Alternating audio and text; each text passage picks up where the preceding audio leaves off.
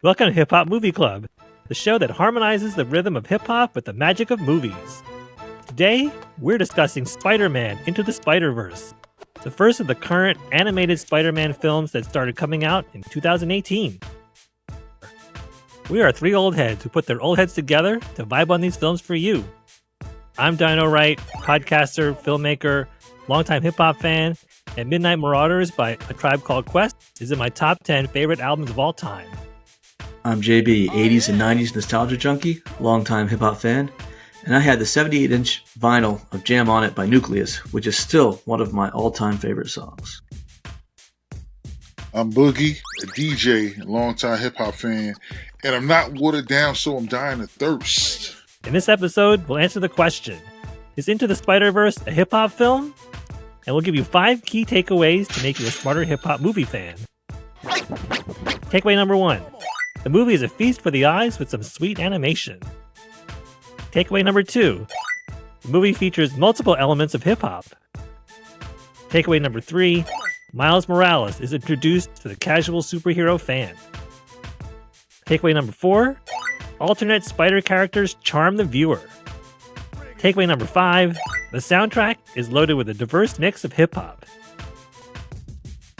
Spider-Man Into the Spider-Verse is an animated superhero film featuring Miles Morales as he becomes the new Spider-Man and joins forces with other Spider people from various parallel universes to save his universe from the madman Kingpin. All right. Very happy that we did this film. What a great time. Let's break it down in certain aspects of what we saw here. First of all, I found it very visually stimulating and appealing. Boogie, you want to take us through what were some of the visual aesthetics that makes this movie special? Sure. I mean, the colors were amazing. It was such a vibrant film. I mean, it was such beautifully crafted. I mean, it would go from feeling like it was completely computer generated at times to feeling as if you're actually reading a comic book, which I always think is dope. I always love seeing, even in live action films, when they switch over to a comic book layout. It's such a cool thing for me. And I also like how at times it feels almost like you're watching a 3D movie. And I also like how, because they're going into different multiverses of sorts, you see that there's glitches that happen throughout the film. And every time a glitch pops up, I think it's probably one of the coolest things I've ever seen on a film. And it's just like so cool. But I always like, the vibrant colors and those aspects. So I think those are probably the things that pop out for me. Right on. Is that all right? What do you think? It's a gorgeous film. I know it's animated and you can make it this way, but it really is gorgeous. And it doesn't overplay the comic book parts. I think it uses it really well in some areas for emphasis and to provide color in the scene. Storytelling color and not like actual color. So sometimes you see word balloons and sometimes you see more stylized versions that you would see in a comic book in the actual flow of the story. And so it's really great. It's so fun to watch, and this is maybe the third or fourth time I've seen it. It's so good. I couldn't agree more. I call it a festival for the senses. It's just, you become really engaged with it. A Spider-Man movie with modern animation techniques and technology is just a genius concept. So, like you both hinted at, there are different techniques. They have frames, they have panels at times, and it gives you the sense that it's printed art like the comic book. There are parts where it looks like a 3D movie without the glasses, and that's intentional. I was watching some commentary that director put out there, and they call it chromatic aberration, which is a new term that I learned. It sounds like you knew that one, right? Yep. So, yeah, the glitching is cool because then you can see how they move in and out of the other dimensions or universes. It's a very nostalgic feel because of the panels and comic quotes in the dialogue boxes. Very well done. Yeah. Yep. I think one of the things too, but how they recap the origin. They made it. They showed the comic book cover, and it's like it's flipping through pages, and then it shows actual the scenes from some of the live action movies done in the animation. It's like, that was kind of cool. Yeah. There's the part where Miles Morales is reading through the comic book is because his hands are sticking to the page and he's like, well, like kind of what's happening next. It's telling the story as he's living it, which is kind of neat. But you're right. They do a lot of the several characters recap it. Peter Parker at the beginning, and then, Spider-Gwen talks about her origin story, and it's very similar, etc., because they're living parallel lives. It's very much like cutting and scratching like turntables, but instead of turntables, they're like the film reels. So you get that nice mix, and it's very hip hop. Great analogy. Yeah. Good segue too. So we deem this a hip hop movie, and now we have to explain why. So Boogie's our resident expert on all the different elements of hip hop, and you want to break it down as to like where do we see each of the elements of hip hop in this film and how? Yeah, sure. I mean, like I tell people, like they made this movie, they made this one for the culture. Seriously, hands down. They were like, "Yo, we got to do something for the heads that love hip hop and read comic books." It's really for kids, but they really made it for us. Yeah, they did. They definitely did.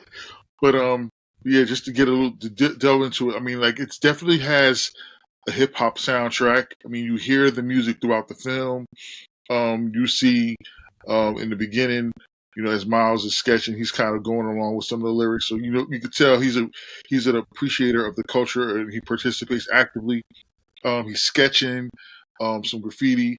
He actually goes out and creates a burner, a la Beach Street, where they sneak into where the subway, where trains overpowered, where the trains were parked at, but they instead of putting it on the actual train car. His uncle Aaron shows him where a wall where he can actually create a burner, and this is prior to him getting bitten by the radioactive spider. And when Miles is not sure of himself and if he actually fits into this whole Spider-Verse of sorts, he finally embraces the fact that I can do this, and I'm one of them, and I want to help. And he finally dons his Spider-Man suit, and his logo was tagged. I was like, yo. Even with like the spot, it's like dripping. I'm like, yo, that was kind of how they did that. Mm-hmm. So we see those, and then just Miles in his everyday wear when he's not in his school uniform is very reminiscent of people who participate in the culture. He's got his hoodie on, he's got his flight worker's jacket on, and he's sporting his classic throwback Air Jordan 1s. My favorite sneakers of all time. I was like, yes, for the culture. Yes, looks good with a uniform, his school uniform too. Yes.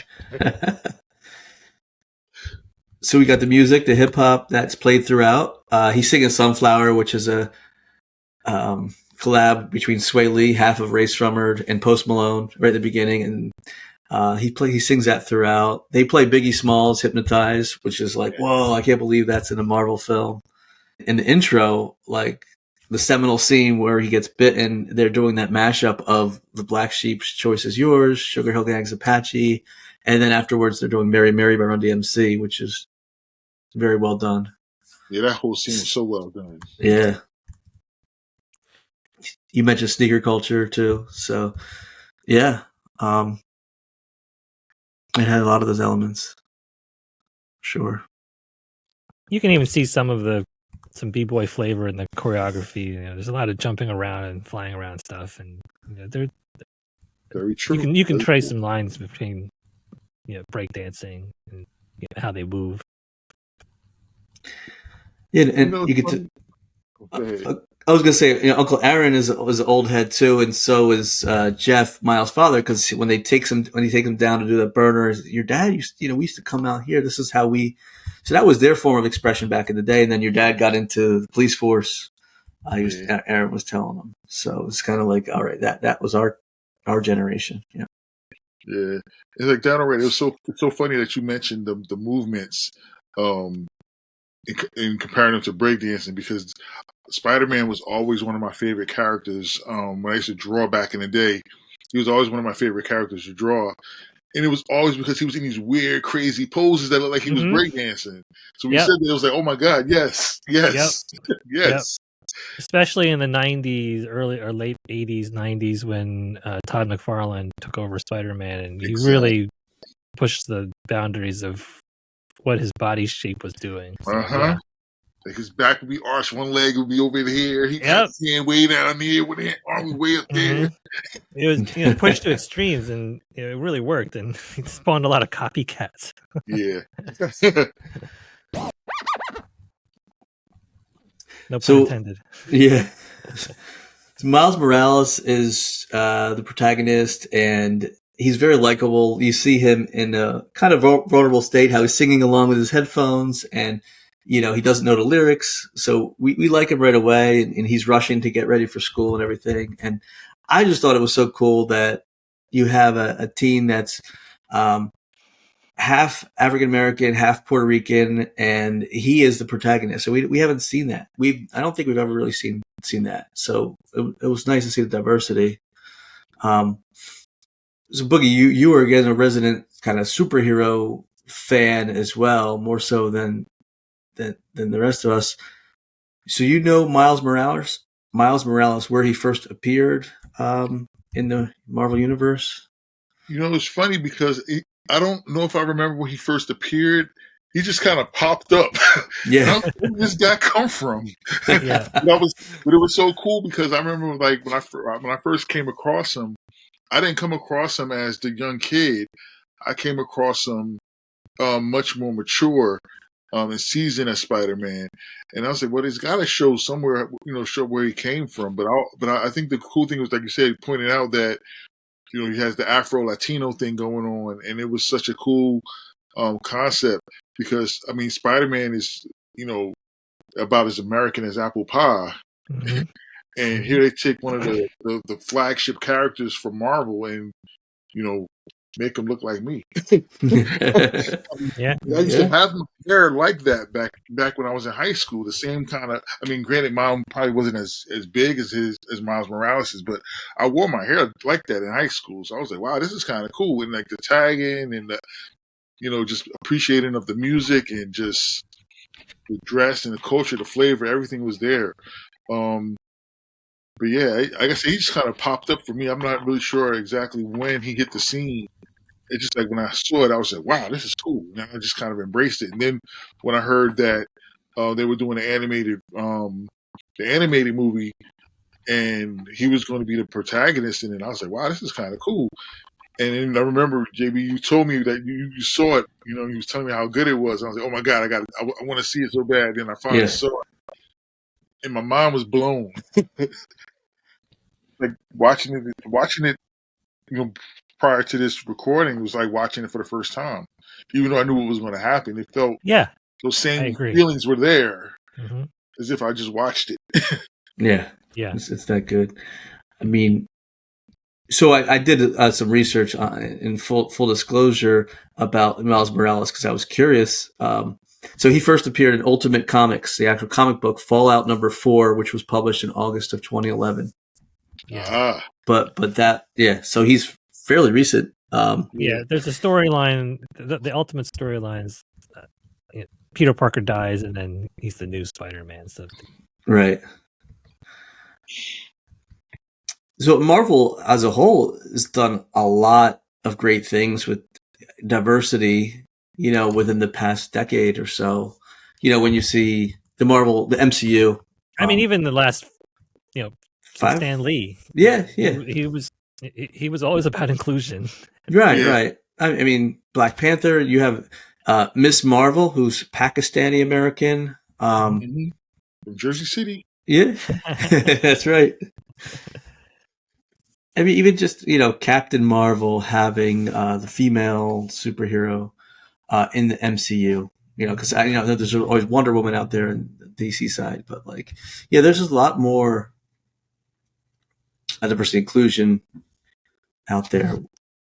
So a lot of people can relate to it because for years and years it was your white male superheroes, and not relatable to a lot of folks. Right. Yeah.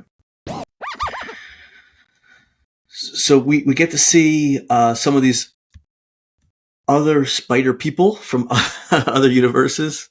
You, Boogie, you want to take us to which ones we saw and which one do you like best out of those? Sure. I mean, we have Spider Gwen, who's Gwen Stacy from another universe. Her best friend was Peter, who actually was killed, and she took on the mantle as a Spider Person in her universe. You have Penny Parker from the future. She is a daughter of Peter and has the robot, I guess, tech suit type Spider Man that accompanies her, and they're telekinetically connected. We have Spider Ham, Peter Porker, one of my old So favorites good. from back in the day. Me too. And we have Spider-Man Noir, he's got that nostalgic detective look about him, and he's always in black and white. It's like the Yeah. coolest thing. No matter Like what else is going on in color around him, he's black and white. Like a 1930s detective, I think was his. Yeah. He's Yeah. very Rorschach from Watchmen. Exactly. Rorschach from Watchmen, yes. Or The Shadow, you know. Yeah. Yeah. So, what do you have a favorite Boogie out of all those characters? I'm torn. So, like I said, I remember Spider Ham from way back in the day, and I think I actually do have some comic books that feature him. So he's always been a favorite of mine, and it was so cool to finally see him animated. But like that black and white detective get up always gets me too, because I watched a lot of Dick Tracy and those old black and white detective movies. So Spider-Man Noir always kind of gravitated towards me as well. And I like the way he talks as well, so he's got that cool vibe about him. So I'm like kind of torn between those two. But I mean, no disrespect, Penny is nice, but those two I'm like, I gravitated towards right away. Yeah, kind of right. How about yourself? Definitely Spider-Ham, because I too had some Spider-Ham comics back in the day. I was big into Marvel comics in grade school and high school, so I read Spider-Ham whenever I could. That's so good. With the giant mallet. Yes. So random. So for myself, as a bit of a Japanophile and liking anime style, I like Penny Parker. She's my favorite, and she's from the year 3145. So it's just cool that she's from the future and has that telepathic abilities. So yeah, I like her. Just the styling of her, the way she talks, like she was really funny. It's really really really cool. But you can't go wrong with any of those characters. Not at all. Yeah, that was really cool. So let's dive into the soundtrack. We talked about some of the songs, the old school type songs that were featured in it. The jam that I really loved was What's Up Danger. I love that one. That really got me hyped. That was by, I'm not too familiar with the artists, Blackaway and Black Caviar do that song.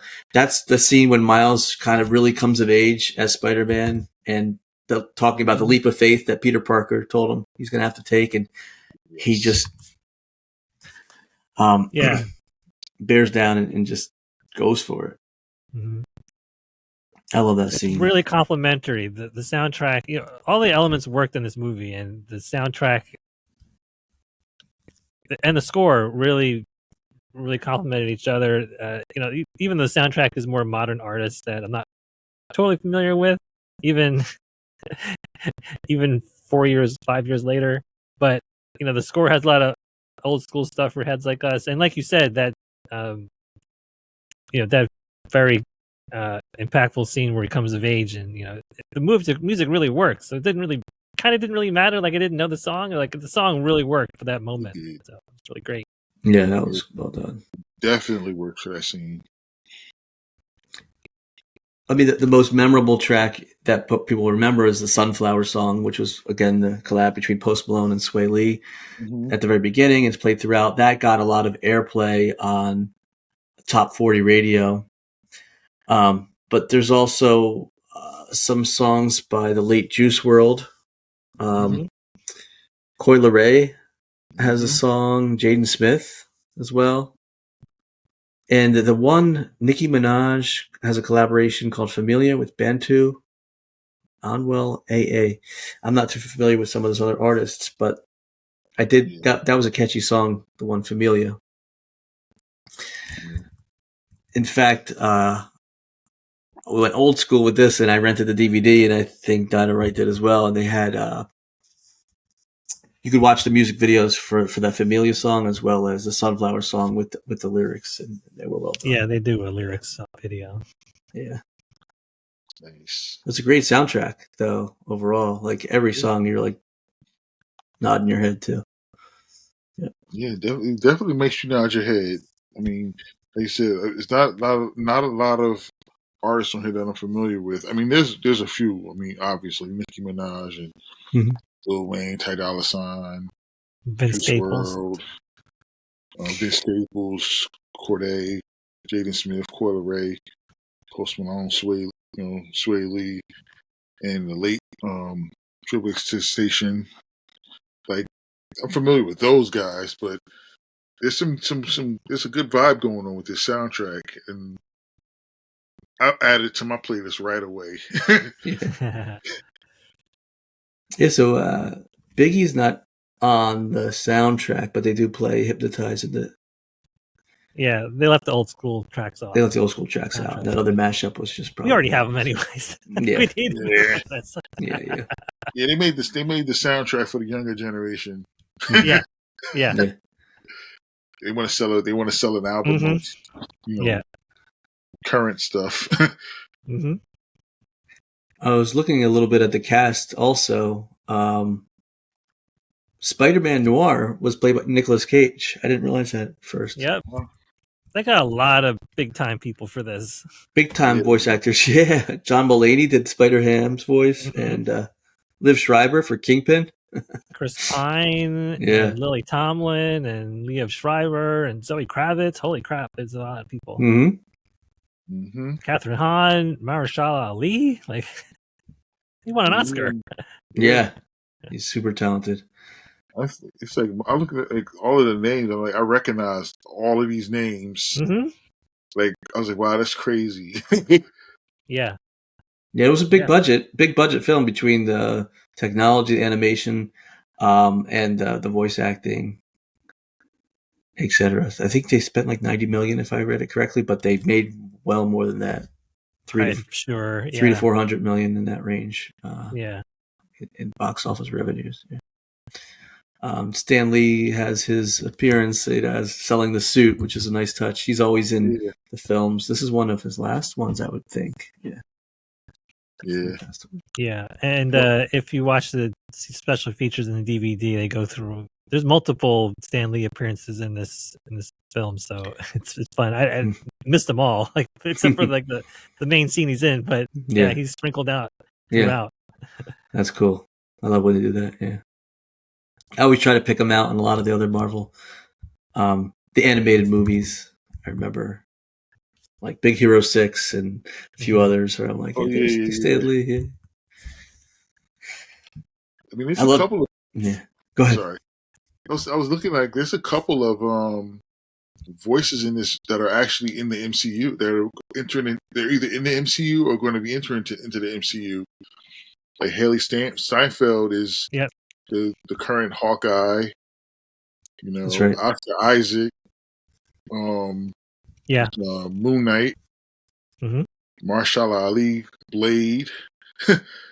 We've seen Nicolas Cage is not in the MCU, but we've seen him as Ghost Rider. Catherine Hahn is in. She's Vanessa Hartless she was in WandaVision. It's like, wow, it's crazy. That's just like, wow. So you guys are all in with Marvel.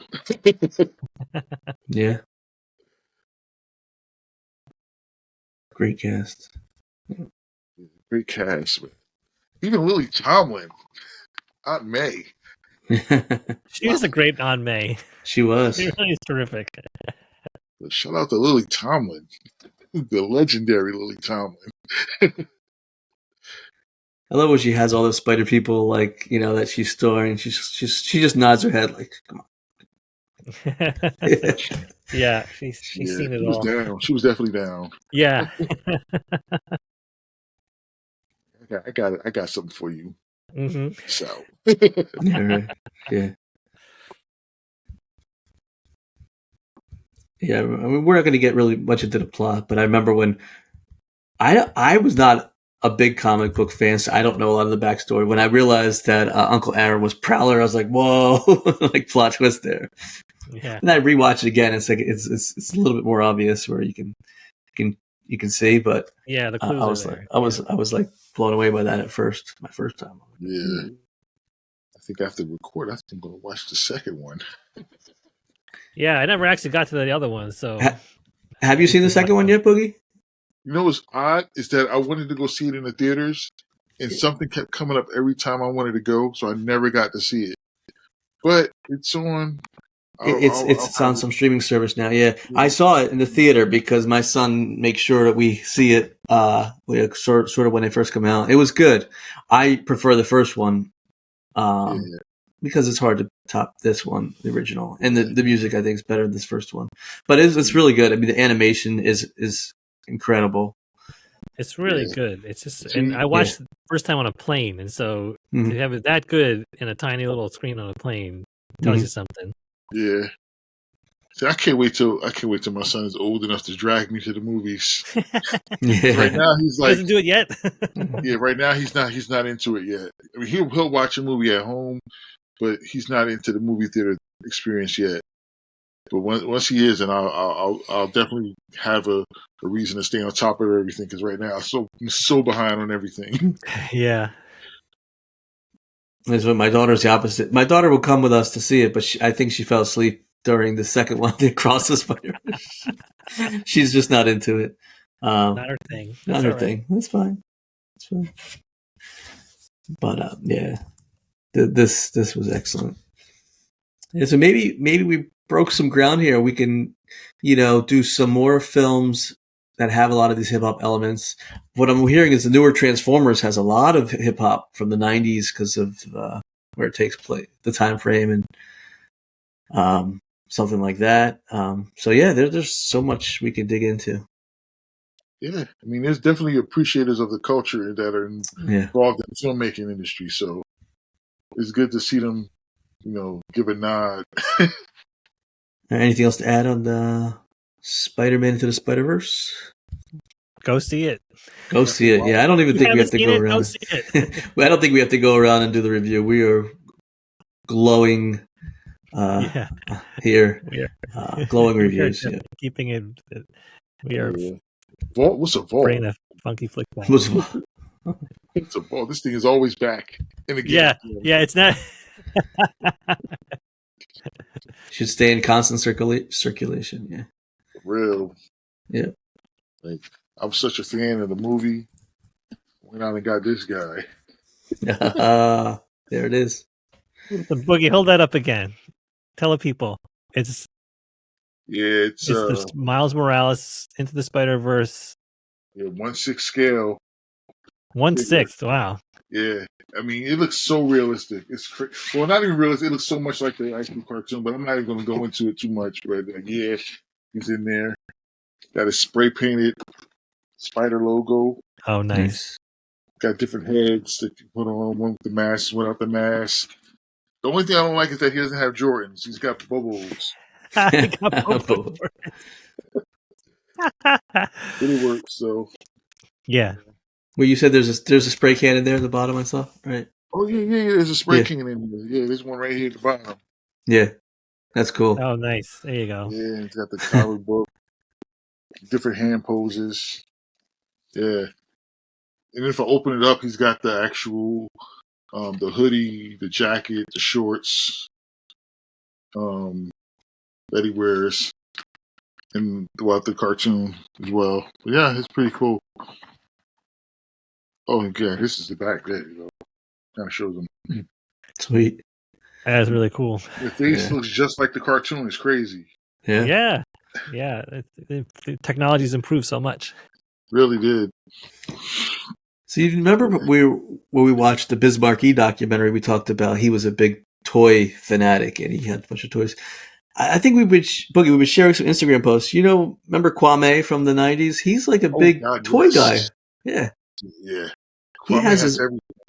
he has his own toy show where he'll order like a new toy, and most are hip hop themed, and he'll like unbox them or show them. Yeah. Yeah, so I've been watching some of his stuff lately.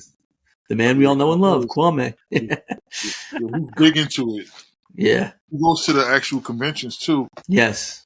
And he went to like Wow. a spooky Halloween one, like Monster Fest or something to that effect. And then, yeah, he's a good follow on Instagram. I can't wait till like one day I'll have him out on display, but right now it's not optimal, so I'm just keep him in the box. Good plan. Especially since, like, I got lucky. I mean, this thing will set you back a couple hundred and some change. Woo! But I got it for free. Ooh! There you go. I remember you saying that there was a promotional thing online or something. Yeah. Yeah, Hot Toys. Yeah. And there's a couple of companies like they were having, like throughout the year they would have these different contests and you can get points and different promotions. We can just stack points. So I stacked up all of these points, and then one day they were like, "Well, if you don't use your points, you're going to lose them." So I went online and just said, "All right, I got a few $100 worth of points," and I ordered him. Nice. Boom. Good choice. Nice. Hip Hop Movie Club is produced by your HHMCs, JB, Boogie, and Dino Wright. Theme music by Boogie. We got 2 great live events coming up. You can learn more on our website, hiphopmovieclub.com. On February 28th at Steel Stacks in Bethlehem, we are presenting a screening of Juice, the 1992 classic starring Tupac Shakur, Nomar Epps, and a talkback. And on March 27th, we are presenting Crush Groove. Free tickets for both events at steelstacks.org. Whether you're listening to the podcast or watching us on YouTube, we appreciate you. Thanks for tuning in. Remember, don't hate, postulate. Ooh. Nice. Nice. Bring it. Come on.